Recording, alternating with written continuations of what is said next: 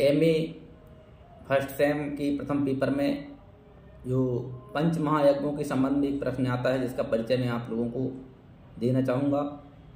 हमारे मानव जीवन में पंच महायज्ञों का बहुत महत्वपूर्ण स्थान है और उन पंच महायज्ञों में कौन कौन से पंच महायज्ञ होते हैं उसे मैं आपके सामने आज बतलाने जा रहा हूँ। अध्यापनम ब्रह्मयज्ञ पितृजस्तु तर्पणम होमो देवो बलिर्भूतौ नृगो अतिथि पूजनम। अर्थात अध्यापन कार्य करना या ब्रह्म के मार्ग की ओर किसी को प्रेरित करना, अपने लक्ष्य की ओर किसी छात्र को या किसी प्राणी को प्रेरित करना और वह अपने लक्ष्य को जब पहुंच जाता है उस क्रिया को कहा जाता है ब्रह्मयज्ञ। अर्थात जब कोई व्यक्ति अपने मार्ग से भटक जाए और उसे सत्मार्ग की ओर प्रेरणा दे दी जाए, ऐसे व्यक्ति को माने ब्रह्मयज्ञ के समान पुण्य की प्राप्ति होती है। प्रथम यज्ञ ब्रह्मयज्ञ कहा गया है। अध्यापनम ब्रह्मयज्ञ पितृजस्तु तर्पणम। अर्थात जब हमारे पितर अर्थात पूर्व जो हमारे पुरखे रहते हैं उनको हम समय समय पर यानी तर्पण या श्राद्ध इत्यादि दे करके उनको प्रसन्न करते हैं। इस प्रकार की जो क्रिया की जाती है उसे पितृयज्ञ कहा जाता है। और हमारे जीवन में अगर पितृ रुष्ट हो जाएं तो कलह मच जाती है। इसलिए संस्कृति में यह कहा गया है कि हमको पितरों के लिए भी समय समय पर तर्पण करना चाहिए।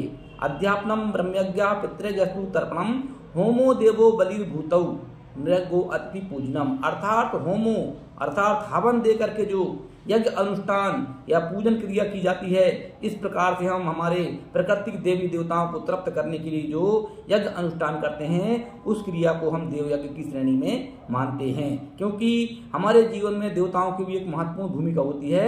उनको प्रसन्न करने के लिए समय समय पर यज्ञ अनुष्ठान की क्रियाएं भी अति आवश्यक होती हैं, तब हमारा जीवन सुखमय होता है।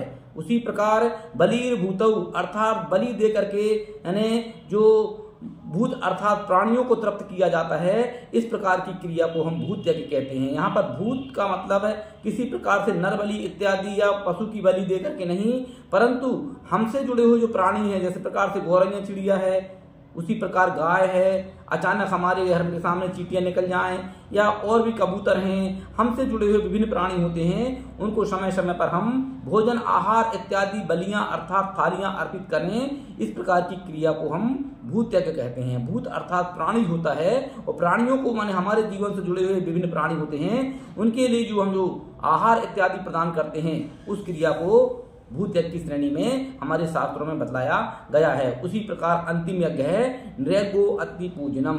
क्योंकि मानव जीवन का सबसे महत्वपूर्ण अंग होता है अतिथियों का सत्कार करना। हर प्रकार से जो भी हम जब भोजन करें और हमारे बीच में अगर कोई अचानक बगैर कोई सूचना दिए कोई अतिथि दरबार में आ जाए, उसको यथोचित कहना चाहिए कि सत्कार करना चाहिए, जलपान स्थान में बैठने करके या मीठी वाणी बोल करके कई प्रकार से माने जैसा भी हमारा अतिथि आया है उसको यथोचित सत्कार करना नृगय की श्रेणी में आता है। यह प्रश्न जो है बहुत महत्वपूर्ण प्रश्न होता है, जो कि प्रत्येक हमारे मनुष्यों को भी नॉलेज होना चाहिए। उसी प्रकार माने हमारे छात्रों को भी जो एमए के प्रथम सेमेस्टर में चौथी इकाई में यह प्रश्न आता है।